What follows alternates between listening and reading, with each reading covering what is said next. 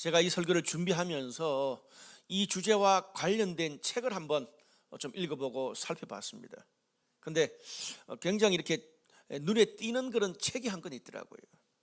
그 책의 제목이 성실함의 배신. 굉장히 도발적이죠. 성실함의 배신. 그 책의 부제가 이렇습니다. 아무리 노력해도 항상 제자리 걸음이 사람들을 위한 성공 처방전. 좀 와닿지 않나요?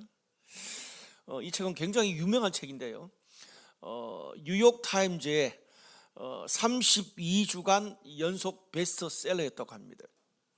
미국에서 100만 부 이상이 팔렸고 전 세계 20개국 언어로 번역된 그런 세계적인 책입니다. 근데 우리가 흔히 노력은 절대 배신하지 않는다, 그런 말을 많이 듣잖아요. 그래서 우리가 매사에 열심히 살고 성실하게 삽니다. 근데 여러분 어때요? 노력이 배신하지 않던가요? 우리가 인생을 살아보면, 인간관계를 해보면 열심히 했는데 결과도 좋지 않고 노력이 배신으로 돌아올 때도 꽤나 많습니다. 왜 그런가? 이 책에서는 열심히 하긴 하는데 분명한 목적이 없고 또 정확한 상황 판단을 잘 못하고 창의적이지도 도전적이지도 효율적이지도 않기 때문에 그냥 무턱대고 열심히만 하는 맹목적인 열정 때문에 성실히 노력이 배신을 할 수도 있다고 이야기를 합니다. 흔히 공부 못한 학생이 책상에 오래 앉아 있잖아요. 책상에 오래 앉아 있다고 성적이 좋아지는 거 아니에요. 여러분, 이것은 신앙생활에도 그대로 적용이 됩니다. 우리가 그냥 무턱대고 열심히 교회만 다니고 신앙생활 오래 했다고 우리의 신앙이 저절로 성숙하고 인격과 삶이 주님을 닮아서 변하는 것도 아닙니다. 잘못하면 신앙생활 오래 할수록 더 우리 안에 틀도 많고 다른 사람을 판단하는 것도 많아질 수 있습니다. 그렇게 많은 말씀을 듣고 훈련을 받지만 삶의 크고 작은 일을 겪을 때마다 우리의 신앙이 흔들리고 또 나 자신과 다른 사람을 보는 그런 시각과 태도도 바뀌지 않고 그동안 받았던 은혜와 좋은 기억들이 힘든 일 몇 번에 다 사라진다면 과연 우리의 신앙이 성숙한 신앙이라고 말할 수 있을까요?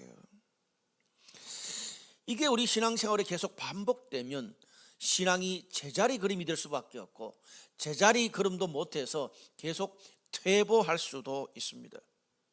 오늘 본문은 신앙생활을 오래 했지만 우리의 신앙생활이 제자리 걸음하는 것을 벗어나서 보다 더 성숙한 신앙, 하나님 앞에서 자라가라고 본문은 이야기해 주고 있습니다.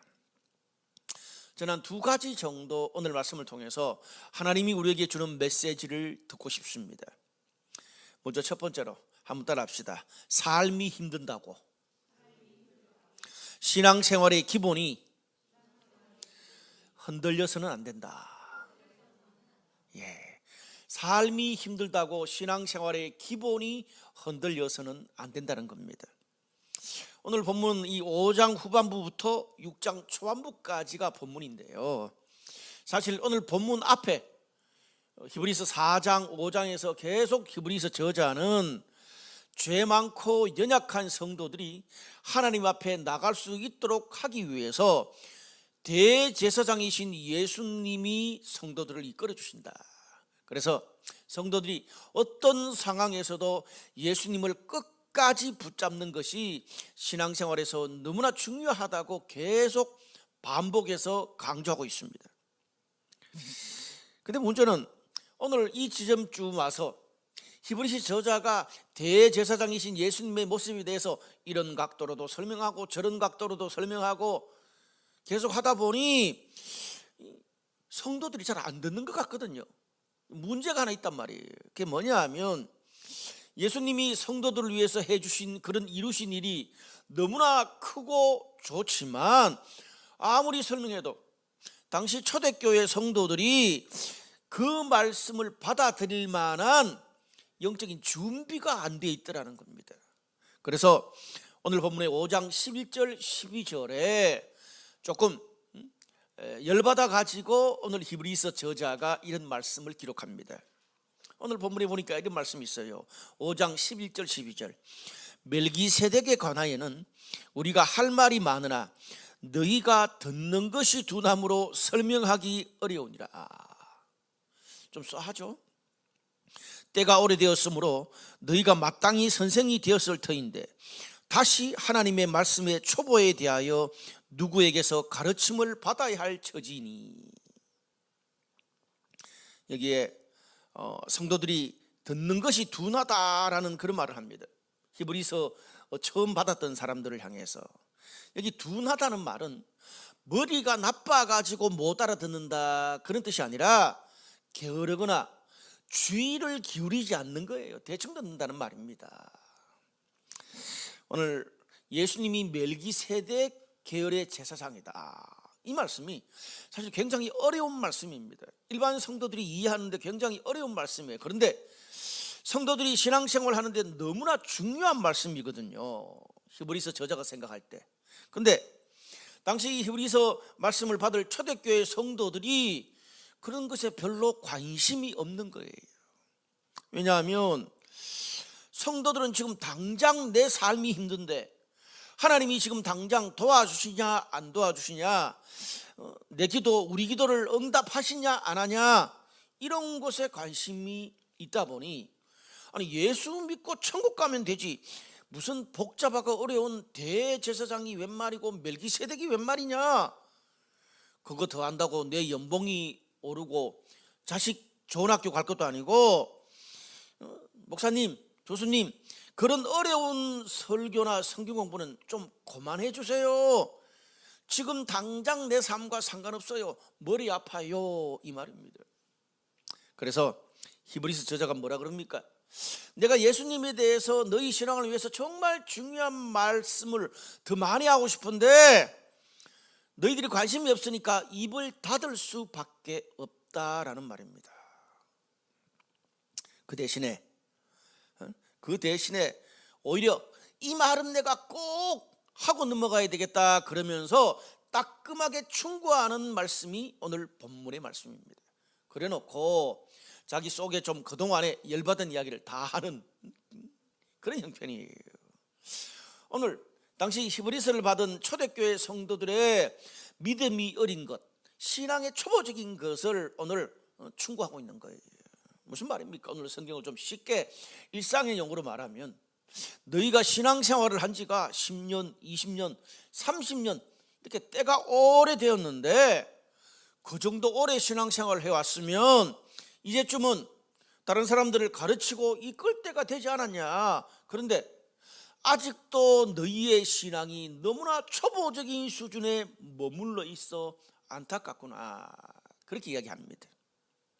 그러면서 오늘 히브리서 저자는 그런 신앙이 좀 어리고 초보적인 수준에 있는 성도들을 향해서 이렇게 조언합니다. 6장 1절 2절 말씀. 그러므로 우리가 그리스도의 도의 초보를 버리고 죽은 행실을 회개함과 하나님께 대한 신앙과 세례들과 안수와 죽은 자의 부활과 영원한 심판에 관한 교훈의 틀을 다시 닦지 말고 완전한 대로 나아갈지니라. 살짝 어려운 말씀이 나와요. 근데 좀 쉽게 말씀을 드리면 오늘 여기에 우리가 신앙생활을 하는데 중요한 6가지 주제가 나옵니다. 죽은 행실을 회개한다, 하나님에 대해서 신앙한다, 또 원어로 보면 하나님을 신뢰한다는 말이에요. 그리고 세례, 안수, 죽은 자의 부활, 영원한 심판까지. 이 뭡니까? 우리 성도들이 신앙생활을 하는데 가장 기독교 신앙에 없어서는 안 될 기본적인 6가지 교리입니다. 근데 무슨 말이에요? 너희가 신앙생활을 그토록 오래 해놓고도 또다시 그 기본적인 교훈의 틀을 또다시 닦고 무너졌다가 또다시 닦고 무너졌다가 또다시 닦고 그 기초적인 신앙을 다시 닦지 마라. 이제쯤은 보다 완전한 대로 나아가라 그 말입니다. 이거를 한 줄로 쉽게 요약하면 초보적인 신앙에 머물지 말고 성숙한 신앙이 되어라. 좀 영적으로 강해지면 어떻겠냐 이 말입니다. 무슨 말입니까? 성도들이 신앙생활을 할 때에 또 인생을 살면서 힘들어할 수 있습니다. 낙심하고 흔들릴 때도 있습니다. 근데 문제는 잠시 힘들어하고 흔들릴 수는 있는데 그 흔들리다가 어떻게 해요? 신앙의 기본적인 그 자체가 완전히 흔들려 버린다는 말입니다. 좀 힘들다고. 쉽게 말하면 좀 힘들어서 좀 헤매다가 그동안 해왔던 신앙생활의 모든 줄을 다 놓아버린다는 거예요. 우리가 좀 속된 말로 하면 그동안 신앙생활 오래 해왔던 신앙의 줄 다 놓아버린다는 거예요.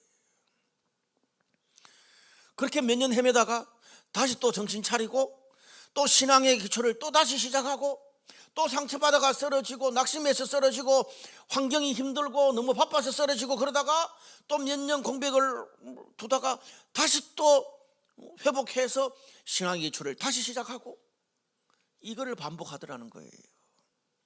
그러니까 뭐예요?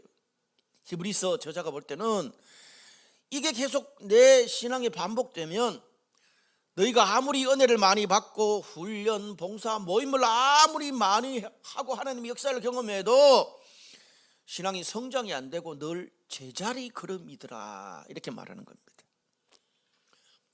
여러분 흔히 주식에도 요즘은 주식이 다 보편화되고 있는데 주식에도 그 도표가 있잖아요.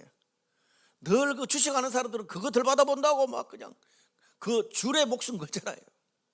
근데 그 주식 도표에도 잠시 올라가고 떨어지는 걸 반복해도 이 전체적인 곡선이 올라가야 좋은 거잖아요. 대박 나는 거잖아요. 근데 반대로 올라가는 것도 많아. 근데 반대로 떨어지는 것도 바닥까지 떨어지면 어떻습니까? 아무리 높이 올라갔다가 이만큼 더 떨어져. 그럼 어떻습니까? 평균적으로 보면 계속 하향 곡선이 되는 거죠. 오늘 여기 나오는 본문에 나오는 기독교 신앙의 가장 기본적인 6가지 죽은 행실을 회개, 하나님을 신뢰하는 것, 세례, 안수, 죽은 자의 부활, 영원한 심판. 여러분 이게 사실은 세례부터 죽은 자의 부활까지 한마디로 우리가 예수를 처음 믿는 것부터 시작해서 또 우리가 힘들고 어려울 때 어떻게 하나님을 신뢰해야 되는지 또 우리가 이 땅을 하직하고 주님 나라 갈 때까지 평생 어떻게 신앙생활 해야 되는지 신앙의 가장 기본적인 신앙의 기본기를 말해주고 있습니다. 자, 세례. 우리가 예수를 믿고 이제는 하나님뿐 아니라 사람들 앞에도 공개적으로 선언하는 거잖아요. 내가 예수쟁이라는 것을 만인 앞에 선언하는 거잖아요. 그러면서 기독교 신앙이 시작돼요. 안수는 어떨 때 줍니까? 우리가 인간의 능력과 한계를 넘어서 우리가 주님의 일에 봉사하고 섬길 때 주시는 하나님의 능력입니다. 내 수준은 이거밖에 안 되는데 하나님께서 안수해 주셔서 정말 주님 뜻에 순종해서 성도들이 더 크고 놀라운 주님의 일에 헌신할 때 안수합니다. 또 여기 영원한 심판이 나옵니다. 여러분 우리가 영원한 심판이 있기 때문에 우리가 죄를 범하거나 내 마음대로 살지 않고 아무리 도덕적으로 착한 일 많이 해도 예수 믿지 않으면 영원한 심판을 받기 때문에 예수를 믿는 거 아닙니까? 우리가 죽은 이후에 부활과 천국의 소망이 있기 때문에 이 땅에서 잘 먹고 잘 살아야죠.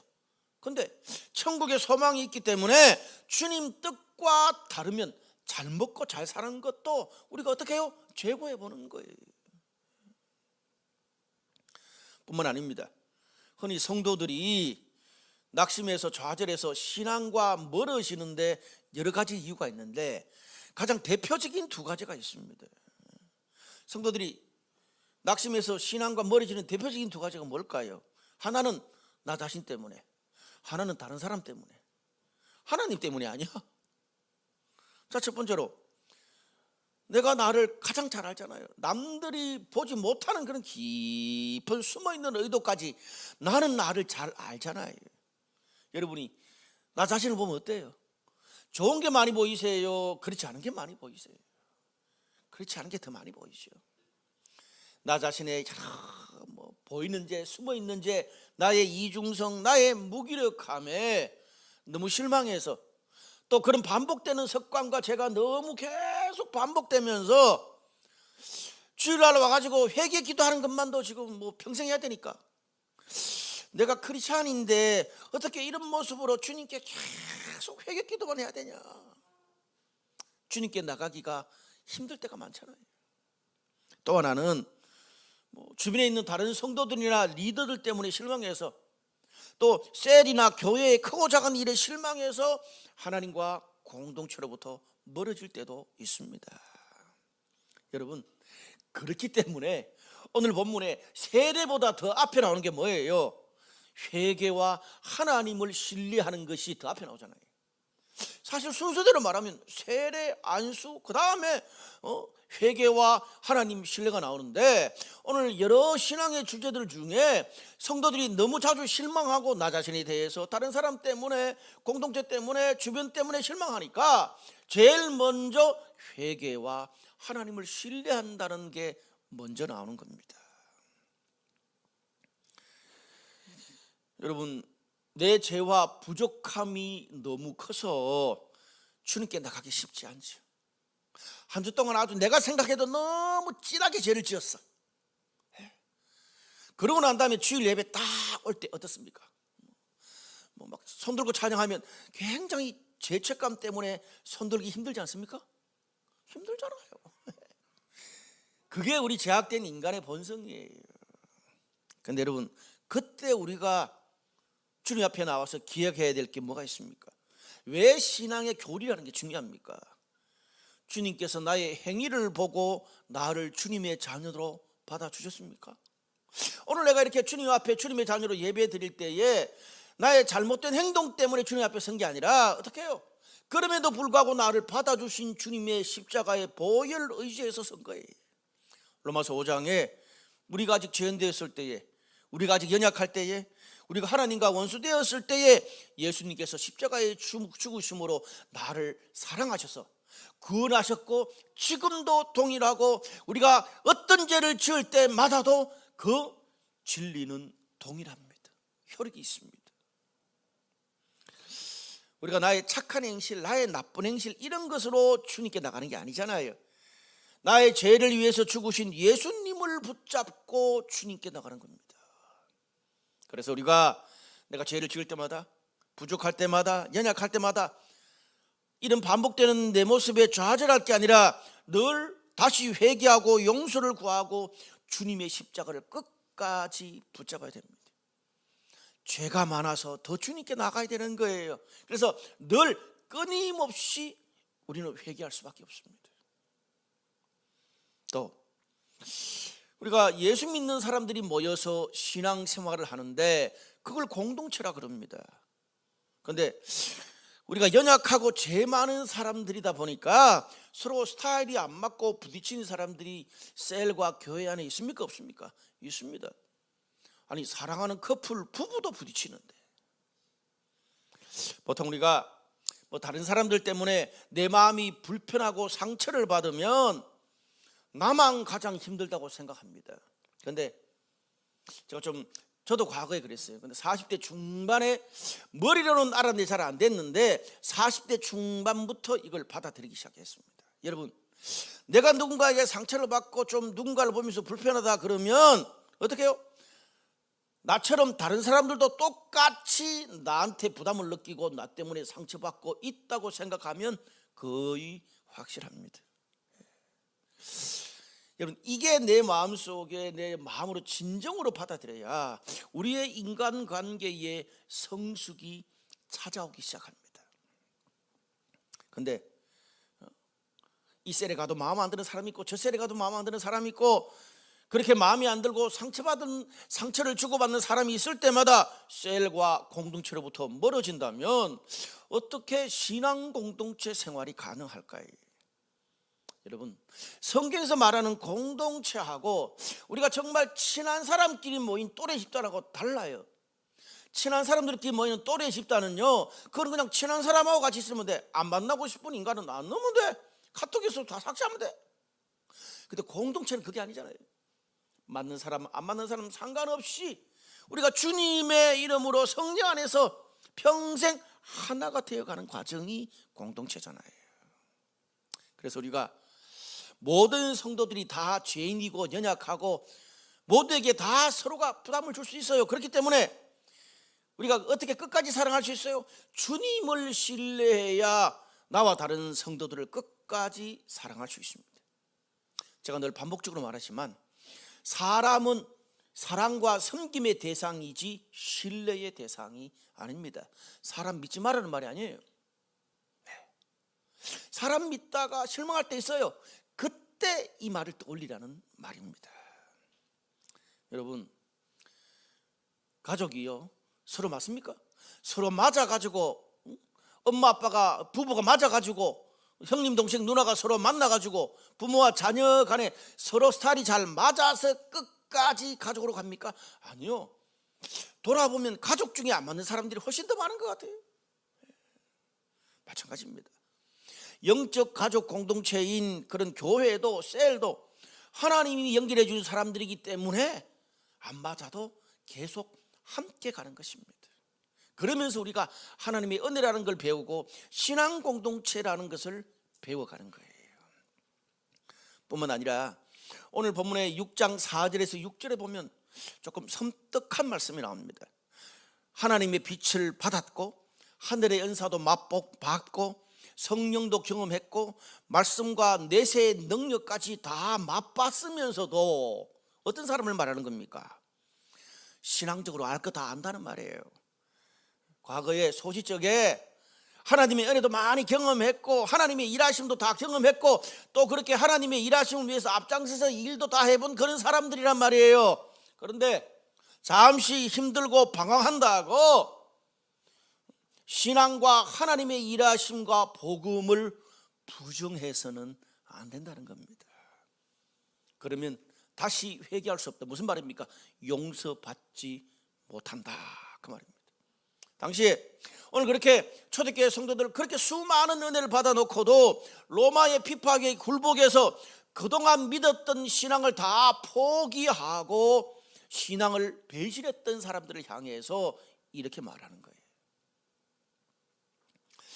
여러분, 우리가 뭐 요즘 예수 믿어 안 믿어? 안 믿으면 바로 칼로 베고 그런 시절은 아니에요. 그런데 우리가 이 말씀을 보고 깨달아야 될 게 뭡니까?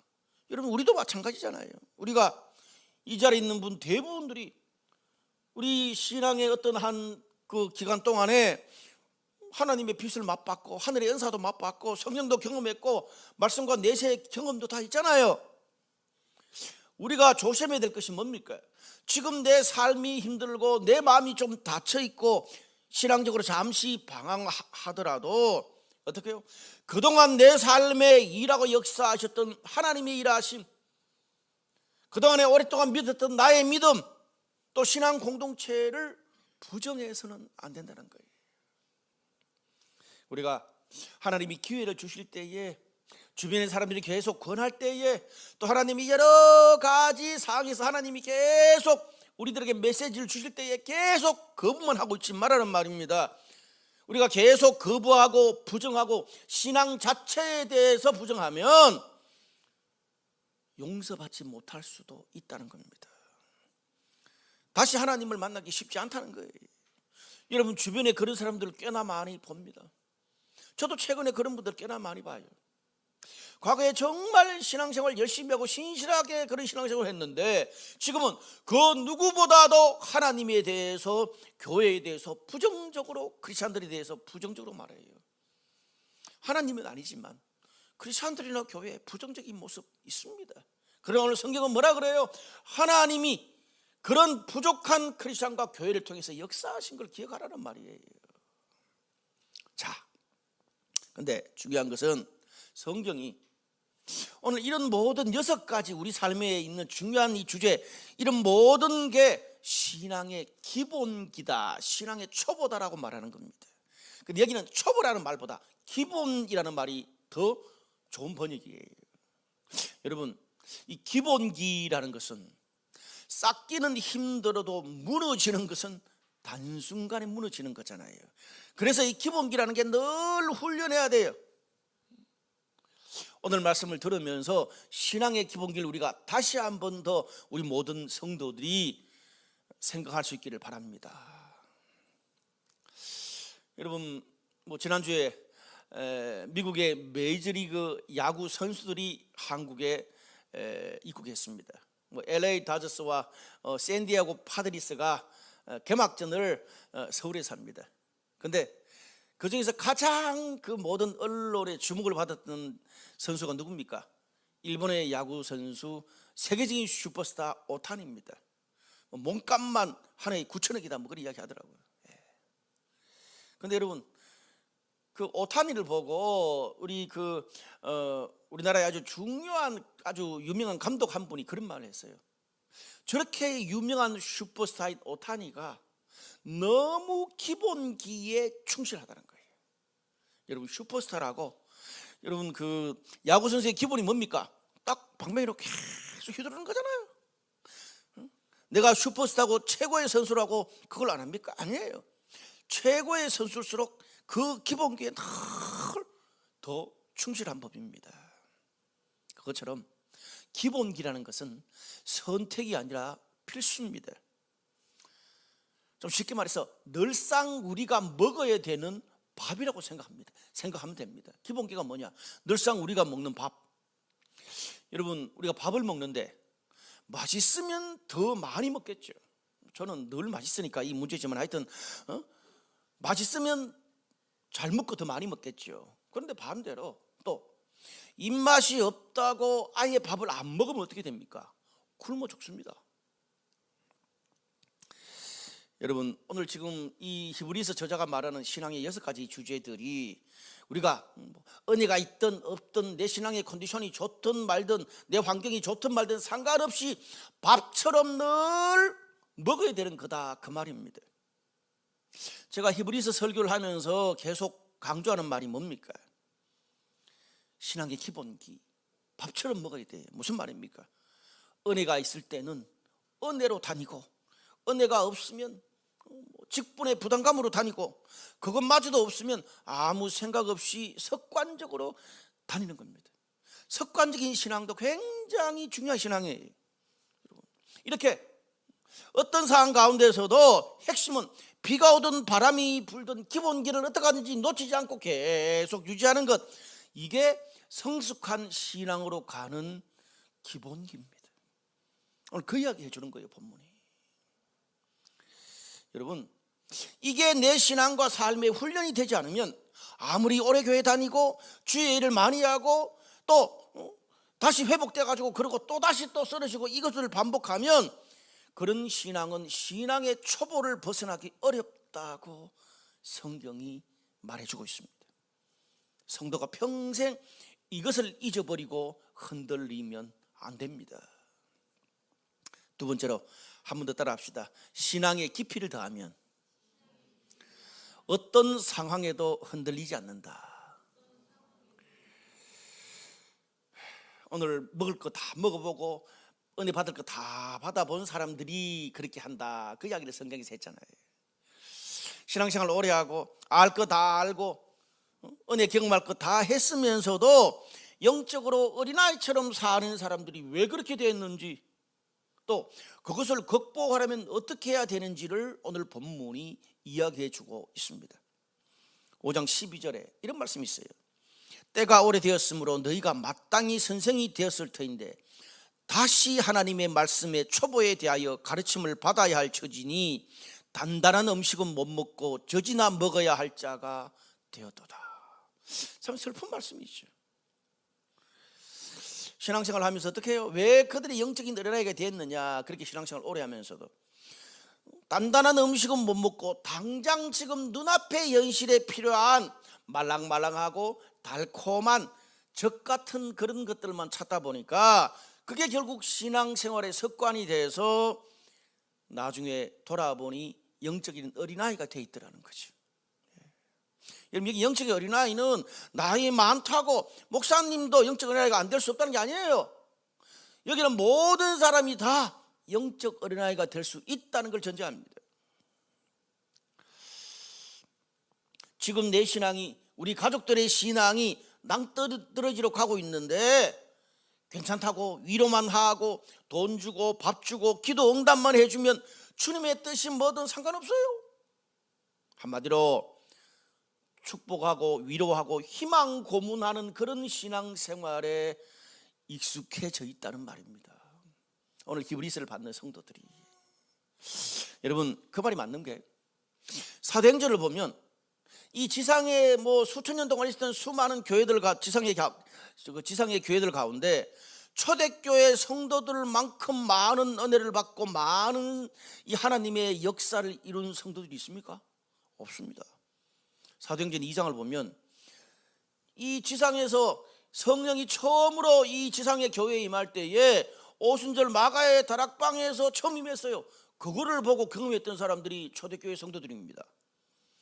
그 후에 베드로의 설교로 하루에 3,000명이 예수 믿고 주님의 교회 오는 그런 정말 역사상 있을 수 없는 일을 경험했습니다. 그리고 사도들이 감옥에 갇혔을 때 온 교회가 기도할 때 감옥 문이 열려서 사도들이 풀려났습니다. 더 놀라운 것은 복음이 유대 땅을 넘어서 사마리아, 터키, 유럽까지 들어가는 것을 봤습니다. 구약의 수천 년 동안 보지 못했던 일을 초대교회 성도들은 다 봤어요. 다 경험했어요. 다 함께 동역했던 사람들이에요. 이 정도 은혜 받고 하나님의 역사를 경험했으면 어때요? 내 삶에, 우리 가정 가운데 공동체에 어떤 고난과 박해가 찾아와도 견뎌낼 만 하잖아요. 그런데 전혀 의외로 초대교회 성도들은 그렇지 못했다는 거예요. 로마의 기독교 핍박으로 감당하기 어렵고 이해할 수 없는 고난이 찾아오니까, 먹고 사는 문제에 압박을 받게 되니까, 주변에 낙심하고 쓰러지는 사람들을 계속 보게 되니까 이들도 신앙생활에서 떠나고 하나님으로부터 멀어지는 사람들이 점점 많아지더라는 겁니다. 예수 믿어도 소용없네. 내가 믿었던 신앙, 아이고 내 현신 하나 못 바꾸네. 그러면서 그냥 하나님과 모든 신앙을 부정하고 돌아서더라는 거예요. 그동안 받았던 수많은 은혜와 말씀들, 또 하나님과 사람들과 공동체들 앞에서 했던 수많은 결심들이 그런 고난과 혼란 앞에 아무짝에도 쓸모없어지는 것을 보면서 히브리서 저자가 얼마나 허탈했을 거예요. 그래서 이유를 분석해 보니까 이런 결론에 도달한 거예요. 그들이 어떻게 해요? 단단한 음식은 먹지 않고 눈앞에 보이는 먹기 쉬운 달콤한 젖만 계속 먹어서 어떻게 해요? 내가 원하는 거 하나님이 들어주시고 잘 되면 하나님 나와 함께 하신 거고, 그리고 내가 힘들고 어려우면 하나님 나와 함께 하지 않으신 거고, 이런 달콤한 젖에만 익숙해져 가지고 정말 내가 감당하기 어려운 고난이 찾아왔을 때 그것을 이겨낼 영적인 힘, 내구성이 사라져버린 거예요. 그래서 오늘 그런 사람들을 성경은 영적인 어린아이다라고 표현합니다. 여러분, 어른과 아이의 차이가 뭡니까? 저는 별게 없어요. 육체적으로도 있지만 겪는 일은 똑같지만 반응하는 모습, 태도가 다른 게 어른과 아이의 차이예요. 아이는 어떻습니까? 별것 아닌 거예요. 그냥 조그마한 장난감 하나 안 사주면 어떻게 해요? 온 세상이 자신을 거부하는 것처럼 느낍니다. 그리고 그동안 엄마나 아빠가 주변 사람들이 잘해줬던 모든 걸 다 그냥 깡그리 부정해버립니다. 그리고 불안해합니다. 일어나지 않은 일에도 막 불안해합니다. 제가 어린아이가 그렇다 그러는데 신앙적으로 보면 저도, 여러분도, 우리도 예외가 아닌 것 같습니다. 여러분, 나는요, 나의 상황이 갑자기 힘들어질 때, 내가 병들 때, 주변 사람들이 병들 때, 내 통장에 돈이 떨어졌을 때, 아무리 눌러도 사라지지 않는 절망과 분노가 차오를 때, 받아들이기 힘든 실패와 죽음이 찾아올 때, 사람들이 나를 미워할 때 우리는 어떻게 반응을 합니까? 초대교회 성도들처럼 많은 은혜와 하나님의 역사를 내 인생 가운데서 수없이 경험했는데, 그동안 다른 사람들 앞에 멋지고 성숙한 크리스찬 리더처럼 보였는데, 감당하기 힘든 고난과 혼란이 찾아오면 그것을 버텨낼 만한 믿음의 뿌리, 믿음의 기초가 없어서 모든 게 무너져 버린다는 겁니다. 그런 사람들을 영적 어린아이라고 말하고 있습니다. 우리가 그런 어려움이 찾아왔을 때, 고난이 찾아왔을 때 하나님을 믿는 영적인 힘으로 세상도 이겨내야 될 판국에 오히려 세상의 걱정, 근심, 불안, 일어나지 않은 일들까지, 그런 모든 불안들이 내가 믿었던 믿음마저 다 쓸어가 버리고 그동안 수많은 사람들의 기도와 사랑과 성기도 다 그냥 깡그리 사라져 버립니다. 오늘 본문이 지금 그것을 지적하고 있습니다. 참 아픈 이야기죠. 오늘 설교하는 저도 보니까 영적인 어린아이에 많이 포함되어 있더라고요. 여러분, 오늘 본문의 말씀은 우리 성도들에게 결코 달콤한 젖과 같은 말씀이 아닙니다. 우리를 고민하게 하고요, 우리 안에 숨어있는 내 신앙의 바닥을 끄집어내게 하는 단단한 말씀입니다. 경고의 말씀입니다. 질책의 말씀입니다. 사랑하는 여러분, 오늘 히브리서 이 본문 말씀 앞에 나는, 우리 가족은, 우리 셀은, 우리 교회는 영적인 어린아이입니까? 영적인 어른입니까? 자칫 우리의 신앙이 성령 받고 막 전도하고 하나님의 역사가 일어나는 사도행전의 신앙만 쫓는 것이 아닙니까? 신앙에는 그런 부분들이 분명히 있어야 됩니다. 그런데 오늘 신앙에는요, 히브리서처럼 그렇게 초대교회 시절의 사도행전 신앙의 주역들이 히브리서에서 주역이 되지를 못했어요. 근심의 대상이 됐어요. 신앙에는요, 사도행전적인 측면만 있어야 되는 게 아니라 히브리서처럼 어떤 상해도 견뎌내고 끝까지 믿음으로 포기하지 않고 대가를 지불하면서 하나님의 뜻을 지켜내는 신앙도 동시에 있어야 됩니다. 말씀의 결론을 맺겠습니다. 오늘 5장 13절과 14절 이런 말씀이 있어요. 이는 젖을 먹는 자마다 어린아이니 의의 말씀을 경험하지 못한 자요, 단단한 음식은 장성한 자의 것이니 그들은 지각을 사용함으로 연단을 받아 선악을 분별하는 자들이니라. 무슨 말입니까? 성숙한 자는 단단한 음식을 먹는 자라는 거예요. 오늘 말씀이 단단한 음식이라고 그랬잖아요. 칼로 한번 팍 쑤시는 거예요. 자, 이 단단한 음식을 먹는 게 뭡니까? 오늘 성경에 의의 말씀을 경험하고 지각, 지성과 감성과 인간의 모든 오감을 사용해서 모든 상황에서 연단을 받는다, 그 뜻입니다. 의의 말씀이다 그러는데, 이 의라는 말은 당시 그리스나 로마 문화에서 의를 훈련한다, 그 말은 세상을 리드하는 탁월한 엘리트가 되기 위해서 뭐 말하는 것, 다른 사람에 대한 태도, 커리어, 그리고 여러 가지 미래에 예측하는 것들, 이런 수많은 삶의 모든 영역에서 레벨이 높도록 훈련하는 것을 의를 훈련한다 그래요. 그걸 말씀에 적용하고 있습니다. 14절에 여러분, 우리가 우리의 모든 상황에서, 모든 우리를 좋아하는 사람, 우리를 싫어하는 사람, 되는 일, 안 되는 일, 또 미래에 확실한 일, 불확실한 일 상관없이 우리가 만날 수 있는 모든 사람, 모든 상황에서 선과 악을 분별할 수 있는 성경적인 가치관, 태도, 인격을 훈련하는 것을 말합니다. 이게 강해지는 거예요. 성숙한 거예요. 여러분, 그러려면 어떻습니까? 기본기가 충실해야 돼요. 그래서 기본기가 충실해야 된다고 이야기하는 거예요. 예배, 큐티, 셀 모임, 훈련, 이런 것들이 계속 말씀을 통해서 적용되고 쌓이면서 우리의 삶의 모든 영역에서 의의 말씀을 경험하는 겁니다. 한 3년 가다가 또 5년 끊기고 다시 하고 그러면 안 된다는 거예요. 우리가 대학과 대학원을 다니는 이유가 뭡니까? 우리가 운동을 열심히 하는 이유, 다양한 커리어를 쌓는 이유가 뭡니까? 그거 한다고 당장 돈 나오고 당장 좋은 직장에 갑니까? 당장 밥이 나옵니까? 아니잖아요. 그런데 이런 커리어의 기초를 커리어의 기초 체력을 길러 놓으면 어떻습니까? 나중에 나한테 더 많은 기회가 생기고 더 좋은 판단을 할 수 있고 더 좋은 영향력이 생길 수 있는 기반이 되는 거지.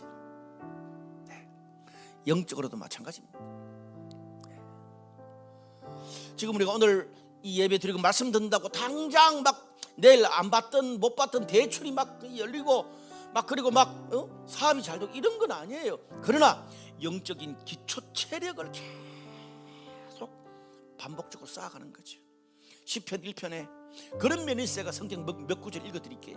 시편 1편에 보면 나무가 시냇가에 뿌리를 깊이 내리면 철을 따라 저절로 열매를 맺는다 그랬습니다. 그러면서 모든 일이 형통한대요. 에베소서 4장 14절 우리가 이제부터 어린아이가 되지 아니하여 사람의 속임수와 간사한 유혹에 빠져 온갖 교훈의 풍조에 밀려 요동하지 않게 하람이라. 어떤 사람과 어떤 상황에도 흔들리지 않게 한다는 거예요. 에베소서 3장 18절 19절 너희가 사랑 가운데서 뿌리가 박히고 터가 굳어져서 능히 모든 성도와 함께 지식에 넘치는 그리스도의 사랑을 알고 우리가 구하거나 생각하는 모든 것에 더 넘치도록 하실 이를 믿으라는 거예요. 우리가 믿고 구하는 것보다 더 넘치게 하시는 그런 주님을 알려면 나 혼자 신앙생활 하면 안 되고 함께 성도들과 뭐예요? 사랑 가운데 뿌리가 박히고 터가 굳어져야 된다는 거예요. 디모데후서 1장 17절에 어떤 말씀을 합니까?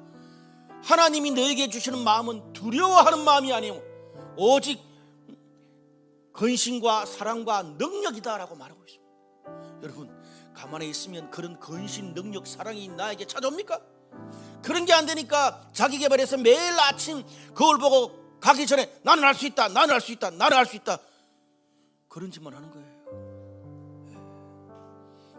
그런데 말씀을 통해서 하나님이 나에게 그 말씀을 해주기 때문에 두려워할 상황인데 두려워하지 않고 어떻게 해요? 하나님의 능력으로 근신하면서 사랑으로 이길 수 있는 것입니다. 이런 게 계속 쌓여가야 돼요. 사랑하는 여러분, 우리에게 듣기 좋은 달콤한 말씀과 눈앞에 필요만 추구하지 마십시오. 우리 이평 목사님 지난주 설교해 주셨습니다만 어떤 말씀을 들어도 기성전 나 힘들어요, 나 죽겠어요, 남편 때문에, 우리 회사 때문에, 그런 반복하는 신앙생활의 초보를 넘어서라는 말입니다. 그렇게 계속 신앙생활 할 수 있어. 그러나 성장은 없어. 그럼 문제는 뭐예요? 성장하지 않으면 신앙이 폭풍이 올 때마다 쓰러져요. 그것을 이기려면 어떻게 해야 된다고요? 신앙의 틀을 잡고 뿌리를 더 깊이 내려야 된다는 거예요. 지금 당장 내 삶과 상관없는 것 같아도 하나님을 아는 지식이 더 깊어져야 되고 영성이 더 깊어져야 된다는 말입니다. 말씀 통독, 성경 공부, 신앙 훈련도 받으십시오. 우리 블라이트 강남교회 다니고 그런 훈련 한 번도 안 받은 사람도 있을 겁니다. 받으십시오. 받으면서 당장 눈앞에 뭐가 달라지는 게 아닌 것 같죠? 아니에요. 받으면서 내가 영적으로 더 자라고 강해지고 은혜 안에서 강해지는 거예요. 이번에 보니까 개인적으로도 올 한 해의 목표로 받은 사람도 있고 셀에서 다 목표를 세워가지고 그렇게 끌려서 받은 사람도 있어요. 우리 민병현 간사가 그 셀에서 끌려서 받은 거 정말 대단한 거예요. 올 한 해 정말 하나님이 역사하실 줄로 믿어요. 얼마나 기회예요. 저는 지난주에 이평원 목사님 너무 감사했어요. 막 금식 팍 그러더라고요. 저는 그렇게 못해요. 왜냐하면 오늘 이 본문에 히브리서 저자가 뭐예요? 이 멜기세덱 그런 이야기 하려고 그러다가 성도들이 부담 줄까 봐 말 못하잖아요. 저도 그랬어요. 근데 너무 감사했어요. 이번 4월 퍼블릭 지저스 때 금식을 한번 합시다. 금식합시다. 제부터 할 테니까 셀에서 정말 중요한 문제들, 여러분의 가정의 중요한 문제들, 개인의 중요한 문제들, 우리 교회의 중요한 문제를 놓고 나라의 중요한 문제를 놓고 금식합시다.